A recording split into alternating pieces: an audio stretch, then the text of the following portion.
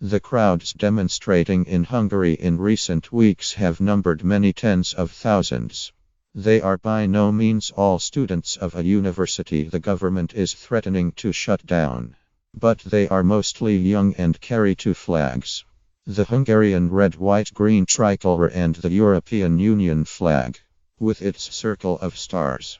Europa, Europa, they chant. Are they keen to be ruled by faceless bureaucrats in Brussels? Are they determined to have only straight, or curved, bananas? Do they earnestly desire to be occupied by the 18 million Turks of Boris Johnson's imagination?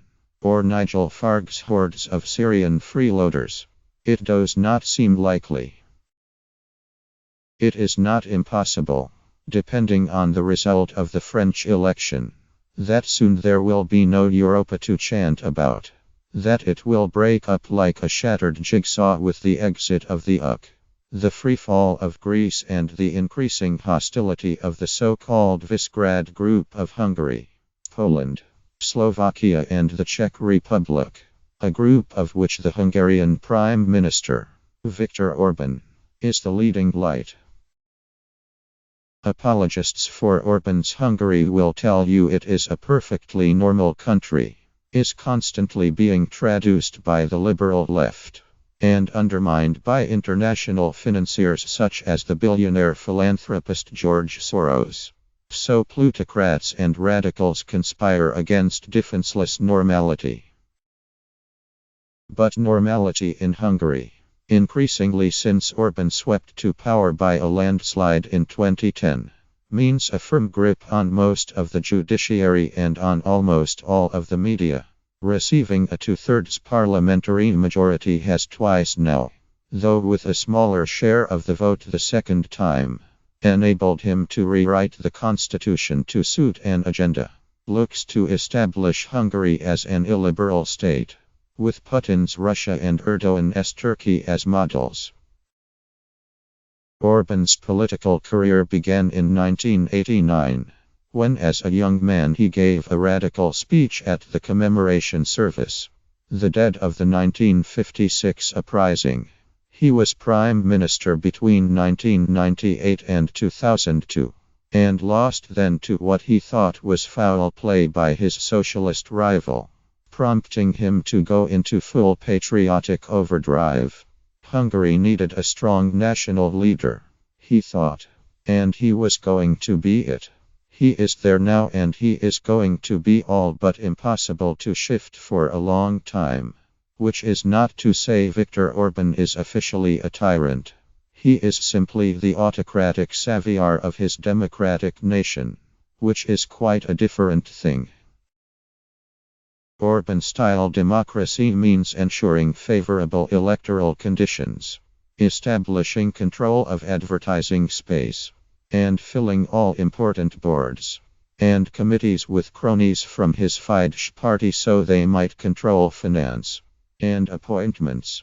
It means passing bills through Parliament at the drop of a hat, with minimal scrutiny, including laws expressly devised to close down a university.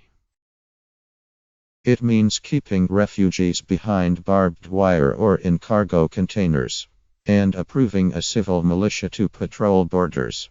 It means regarding the figure of 1,600 refugees requested by the EU as a tide of invaders, and claiming Hungary to be the ethnically homogeneous last bastion of Christianity.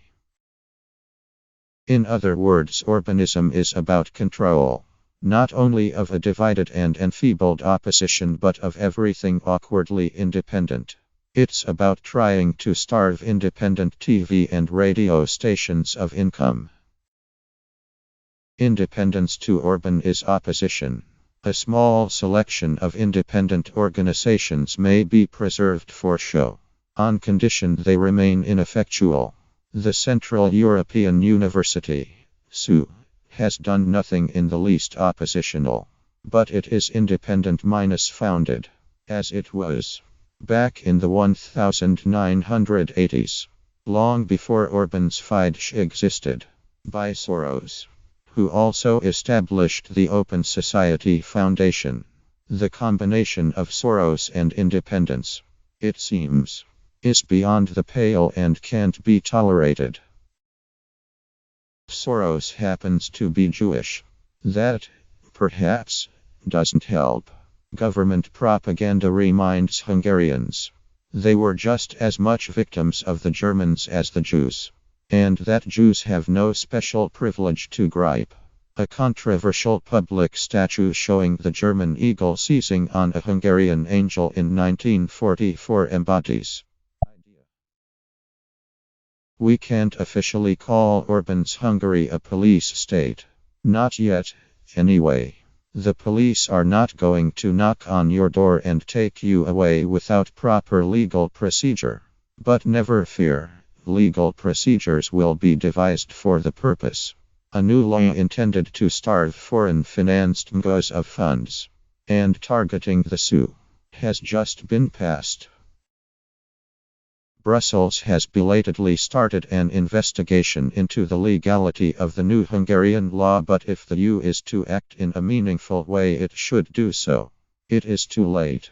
Orbán endangers the EU as much as Turkey's Erdogan. The difference being that he is doing so from the inside. Once the independent universities and MGOs are forced out, the field is clear. And what is likely to result is a country would never have been admitted to the EU in the first place. A country unfit for its own young people. Europa, Europa, cry the students. Appealing to what, for them, remains a source of hope and of legitimacy. That Europe was never discussed in Brexiting Britain. Its small broken fragments might soon float off to join other larger masses where regimes such as Hungary's might indeed become normal.